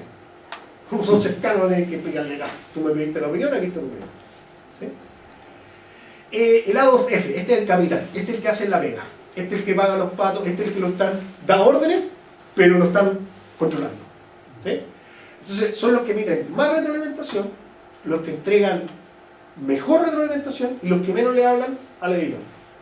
Porque él estaría esperando que cuando él presenta un trabajo tener ese mismo feedback. Esa es la idea, ¿no es cierto? Pero sabemos que en este mundo el proceso de evaluación por ponerlo así. Y los famosos generales, ¿no es cierto? Aunque publican y revisan muchas veces, son los que entregaron peor retroalimentación a los autores, debido a que probablemente ya se han hecho un nombre. ¿Sí? Mantienen su posición de prestigio proporcionando retroalimentación menos directa. Entonces no tienen que rendirle tributo a nadie si ya está consagrado en el ámbito, ¿no es cierto? Y por eso además son los que interactúan más con el editor, porque tiene más poder dentro de la revista, ¿no? Sí. Entonces ahí está nuestra metáfora, y en efecto pareciera ser que el comportamiento discursivo sí que varía según estos perfiles. Eso es lo que hemos visto, porque es general. Bueno, algunas conclusiones de este trabajo en particular, ¿no es cierto? Sí que en parte el perfil influye en el comportamiento discursivo. Y esto le permite también, esto es interesante porque esto también puede verse desde el punto de vista de las competencias que maneja mi amigo sociólogo muy bueno con las metáforas. Entonces me dijo, aquí hay otra metáfora, está la metáfora del director de orquesta. Estos datos podrían ser ocupados por el editor para saber a quién enviarle un artículo de tal naturaleza. Por ejemplo, digo, mira, me llegó un artículo bueno, pero tiene mucho ripio, tiene problemas de ortografía, se lo mando a un evaluador simple. Estos son los buenos buscando minas en el camino. Mira, este es un paper bueno, pero necesita a alguien que le dé un toque, una bola. Bueno, se lo mando a un general. ¿Me entiendes? ¿No? Entonces uno lo podría ver también esto desde el punto de vista de cuáles son los recursos que maneja el editor para poder gestionar los distintos tipos de perfiles en su revista. Y esto último que aparece acá es lo que les contaba. Ahora, si eso estuviese dentro de la universidad, el porcentaje de paper que pudiese tender a publicarse Subiría Subiría. montones también, Sí. porque ya tendrían Un mucho filtro más, previo. ¿cierto? Y esto es lo que les comentaba recién, nosotros tenemos, a partir de esto hemos diseñado, hemos aplicado esta cuestión y nos ha dado resultados. Distinguir los mandatos de las sugerencias. Y estos son algunos comentarios ya generales de la presentación, para cerrar, ¿no es cierto?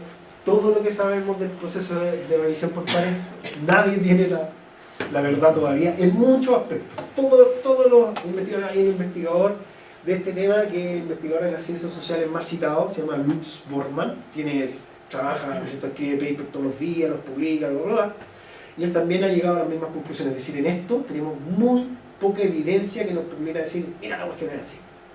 Por lo tanto, es un campo para seguir investigando, abierto, por mucho tiempo. Lo que nosotros hemos tratado de hacer, y con este último trabajo lo que tratamos de mostrarles, es juntar, ¿no es cierto?, aquellos aspectos más sociométricos con los aspectos discursivos. Pero aquí está lo que les decía también al comienzo, que surgió una reivindicación más política, ¿sí?, que dice relación con esto, la necesidad de enseñar no solamente a escribir papers, sino también a revisarlo. Y en definitiva, ¿qué podemos hacer para darle más visibilidad a este pilar fundamental de la generación de conocimiento científico, que son los evaluadores? Y los evaluadores hacen su pega y no tienen ninguna retribución. Yo no estoy aquí por defender una retribución económica, en ningún caso, pero sí una retribución como un reconocimiento, al menos simbólico, de que ha hecho un trabajo, ¿no es cierto?, de lo más importante que puede hacer un científico, que es evaluar críticamente el trabajo de sus colegas y de sus pares.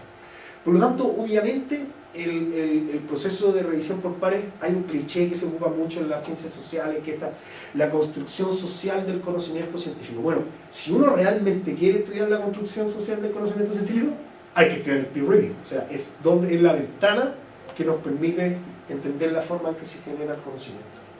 Eso, le agradezco mucho la paciencia. Agradezcámosle a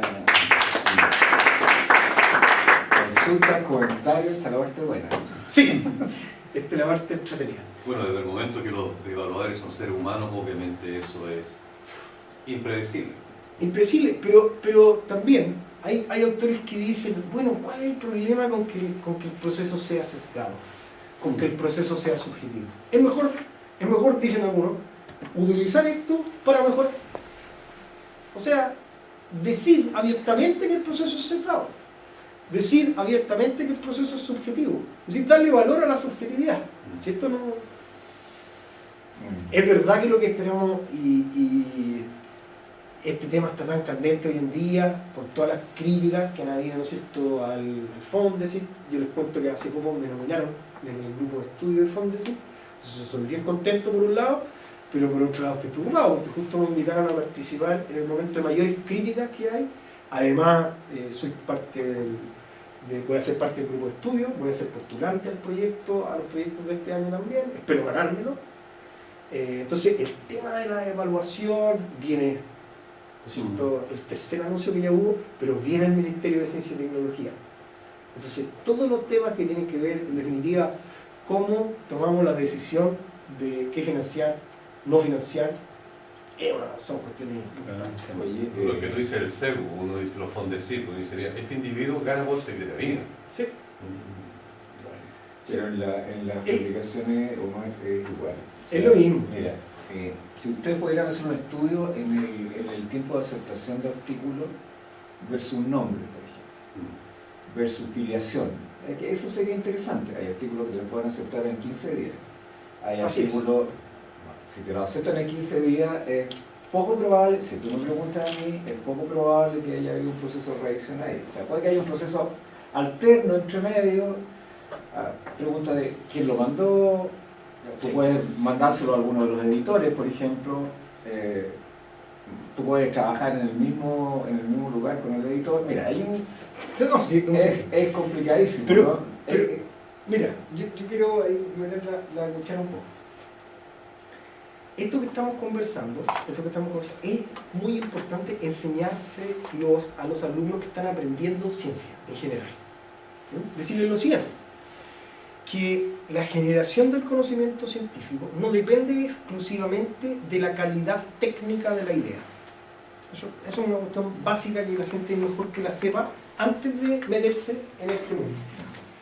Porque lo que nos ocurre es que tenemos una visión demasiado idealizada de cómo funciona el conocimiento científico. Y creemos que los científicos son unos seres supremos que están... No, ahí había una cita que me la salté. Los científicos hemos sido guerreros, ladrones, científicos. Somos seres humanos igual que nosotros, ¿no? Entonces, yo creo que enseñar esto, que el conocimiento científico no solamente depende de factores técnicos, sino que también de factores simbólicos. Y esto es una pena, porque en definitiva lo que está diciendo Marco, a uno participa en este proceso de acuerdo a quién uno es. Y por lo tanto existen muchas barreras de entrada para aquellos que están empezando. Yo puedo hacer un comentario, es que en realidad mi comentario no iba en el sentido ¿Ya? no es crítico, no es crítico, sencillamente ya que están haciendo un estudio sociológico, más bien como un estudio científico respecto de un proceso que es este proceso de evaluación.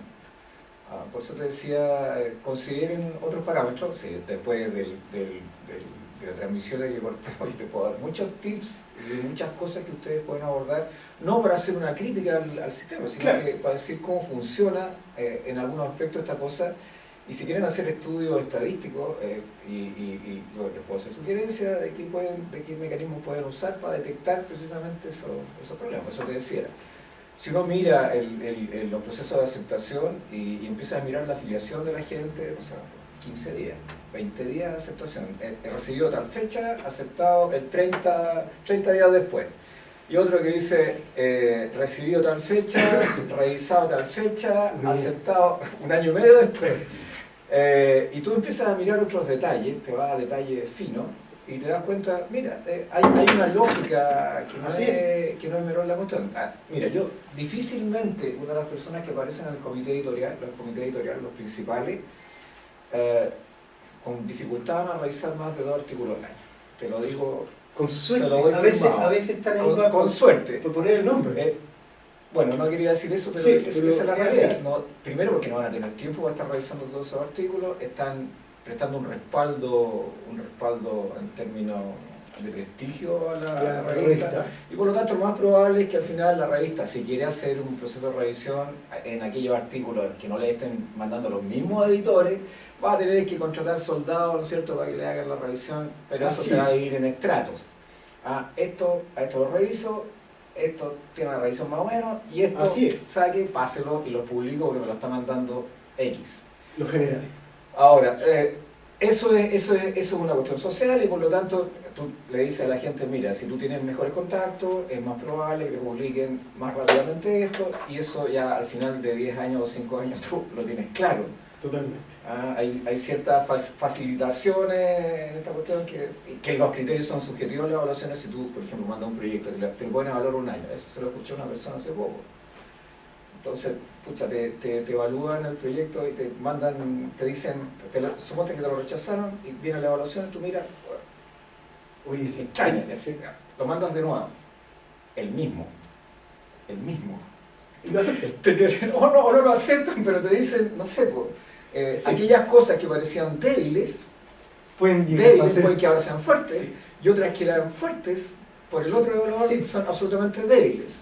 Entonces, y no me refiero a la percepción que tú tienes, entonces entiendes que el proceso es tan subjetivo como cualquier cosa, o sea, puede que haya elementos que son duros, pero te das cuenta que hay cosas que incluso son inconsistentes.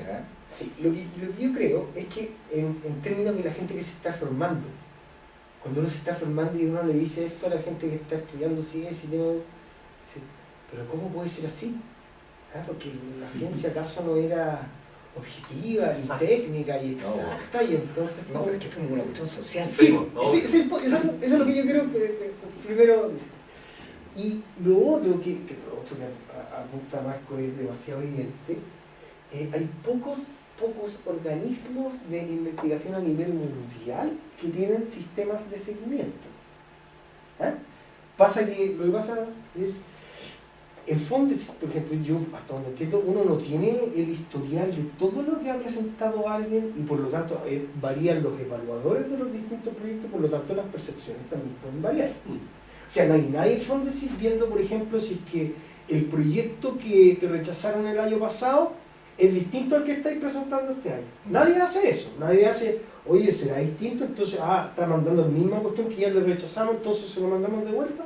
No hay ningún sistema, hasta donde yo conozco, me he interiorizado, ¿no es cierto? Yo conozco bien la forma en que funciona, al menos el CONICET, el CNRS francés, que lo conozco bien cómo funciona, la NISF de Estados Unidos, junto con todos los institutos de la salud, los NIH, ¿no es cierto?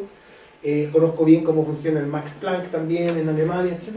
Pero hasta donde sé, no hay ninguno que haga un seguimiento del proyecto y que diga, bueno, o lo que pasa a ti, oye, este proyecto llegó de 9, el año pasado lo volaron con un 4 y ahora tienen un 7. Nadie hace eso, porque se asume que los evaluadores cambian y que no hay que sería lo ideal, ¿no? Por ejemplo, para evitar que te envíen tantos proyectos de evaluar que han sido rechazados en múltiples ocasiones y no le hacen ningún cambio, por ejemplo. Hasta donde yo conozco no hay nada que permita hacer ese seguimiento, por ejemplo, que es una cuestión importante. A mí un tema que me ha preocupado, pero de un poco diferente a lo que planteaban antes los colegas, era el respecto del plagio. Un tema. No sé. Sí. Una que el tema interesantísimo, pero lo más interesante y tal vez lo prejuicioso sea el de poder denunciar o el de poder publicar ese tipo de información, porque uno puede decir, claro, el 20% de los papers, claro, no es exactamente lo mismo si es 80 o es un 100%, siempre y cuando que no sea de mi organización o de mi universidad, etc. ¿Qué experiencias has tenido respecto a eso? Por lo menos los editores reciben artículos sin Sí. hacer ese filtro. Nosotros, por ejemplo, lo estamos haciendo haciendo hace poco, o sea, una cuestión básica en nuestra revista. Claro. Y buscar el trabajo en internet, en Google, antes de empezar el proceso de evaluación, nos encontrábamos sorpresas. ¿Ves? Terrible. Pero yo conozco, por ejemplo, reclamos de terceros, no del plagiado, que la revista después no te contesta. Tú mandas No, el reclamo claro, porque y no te contestan. Ya. O sea, existen, silencio sí, absoluto. hoy en día, la mayoría de las revistas que pretenden estar en un indexador, sobre todo en Scopus, ¿sí? En Scopus que le están enfatizando harto en esto. También en WOS, ¿no es cierto?, en la famosa Web of Science. Uno tiene que adscribir a una suerte de buenas prácticas editoriales. Estas buenas prácticas editoriales están súper bien definidas y hay todo un proceso bien definido de una institución internacional que se llama COPES, que es The Commission of Ethics in the Publications, o sea, ¿no? La Comisión de Ética de las Publicaciones, algo así, que tiene su sede en Amberes, Bélgica. ¿Sí? Y ellos tienen todos los procedimientos de qué tienen que hacer. Si ustedes se meten, por ejemplo, en la página de la revista, luego sale nuestra adscripción a los principios de COPES, ¿no es cierto? Dicen cuáles son las obligaciones y los derechos que tienen que tener el autor, por un lado, el evaluador, por otro lado, el editor, por otro lado. Este es el fair play, contestar de forma oportuna, en el momento que corresponde, y ahí están definidos los procedimientos que uno tiene que cumplir cuando detecta un fraude o un plagio o fabricación de datos, y tienen toda una serie de procedimientos definidos de lo que uno tendría que hacer en estos casos. Porque justamente uno de los problemas con los casos de plagio es el ocultamiento que existe en algunos casos. O sea, generalmente uno no se entera de esto. El año pasado nos enteramos de un señor chileno en México que estaba haciendo su tesis doctoral y era una copia de todos los libros de una profesora de historia, no sé si era chilena o la católica, pero que era un plagiador profesional, digamos. Nosotros también hemos recibido, tuvimos un problema una vez también, que apareció el artículo ya publicado, lo tuvimos que retirar, ¿sí? Porque también, lo que decíamos hace un rato, uno confía en que uno lo están engañando, pues esto no es una... O sea, así como existe una base de datos de pedófilos, no existe una de plagiadores. No todavía. ¿O va apuntando a él? No hay una base de datos de plagiadores, lo que sí hay datos hay bases de datos muy interesantes de lo que se llaman las revistas predadoras. ¿Sí? Estas que te engañan y por una no módica suma de dinero te dicen que te van a publicar en una revista Easy, que en realidad son revistas hackeadas y Easy con C. Easy con C. Son hackeadas y clonadas. Están unas por esas. Después dentro de estos temas que también tienen que ver con el plagio, tiene que estar la discusión hoy en día del acceso abierto, que es una discusión bien importante. Hay unos evangelistas que defienden, ¿no es cierto?, a rajatabla la idea del acceso abierto. Hay otros que no lo defienden tanto y que lo critican, pero hay mucho paño que cortar. Por ejemplo, la gente que defiende así, dice el acceso abierto, porque el conocimiento es... Bueno, las revistas más importantes de acceso abierto hoy en día se están haciendo millonarias, ¿sí? Plus One, etcétera, porque publican acceso abierto, pero al autor le cobran $3.000 por publicar. En Elsevier, hoy en día, Elsevier está costando publicar entre $3.000 y $5.500 un artículo, y tenéis que pagar un poquito más si queréis que el artículo que en acceso abierto. De los te cobran. Sí, yo publiqué ahora un trabajo en una revista de la Universidad de Toronto, bien importante en este ámbito que se llama el Journal of Scholarly. Ni yo lo he podido leer el artículo. Hasta yo tenía que pagar. Pero bueno, tiene que pagar, aunque sea la sí, aunque sea no, después tuve que escribir. Pero así como dándome me hicieron el favor de que podía acceder a mi artículo que costaba como $80. Sí. Permiso más. Sí. Pero a la larga hay un negocio detrás. Por todos lados. Entonces esta idea de que hay un autor gringo que dice una cuestión, dice, there's no such a thing as a free lunch. No existe algo así como los almuerzos libres, y tú hay que pagarlo de alguna forma. Pero eso se ha ido desvirtuando en el último tiempo, porque Se ha ido... no muchos años atrás la cosa no era tan escandalosa. No era tan escandalosa. Entonces... Sí, lo que pasa es que además que el modelo que hemos utilizado en Latinoamérica es excepcional. ¿No es cierto? El modelo del cielo, el modelo que nadie paga. En realidad pagan las instituciones que llevan adelante la revista. Yo no estaría tan en contra de que pagaran los autores. Lo que pasa es que cuando uno le pide que pague el autor, pucha, uno discrimina al tiro, porque van a poder publicar los que tienen las lucas y los que no. Debería haber, yo por lo menos estoy a favor de algo más radical. Yo creo que en el futuro el proceso de evaluación por pares va a desaparecer y vamos a funcionar con un modelo como el de Archive, que es de postpublicación, revisión postpublicación, que no tiene el problema de esperar 3 años para poder publicar. Pero bueno, te lo hacen pedre. Te lo hacen pedre. Claro. Y lo podrás contestar. Y le podrás contestar. Lo que sucede hoy en día es que nuestras, ¿no es cierto?, agencias a nivel internacional no reconocen la publicación de eso como productividad científica, y uno no lo puede dejar solamente en Archive, sino que tiene que, para que cueste, mandarlo por una revista. Pero en el futuro el proceso debería, en mi opinión, desaparecer y darle, algunos dicen, ¿no es cierto?, la voz a la comunidad, que después que lo publiquen, según el número de likes y de críticas que tenga, uno podrá evaluar si el trabajo era bueno, era malo, pero una vez que ya el conocimiento fue publicado. Recién te pagarán la asignación, ¿no es cierto?, de productividad. Depende de la cantidad de respuestas positivas. Tomemos un cafecito, agradezcamos. Sí. Muchas gracias.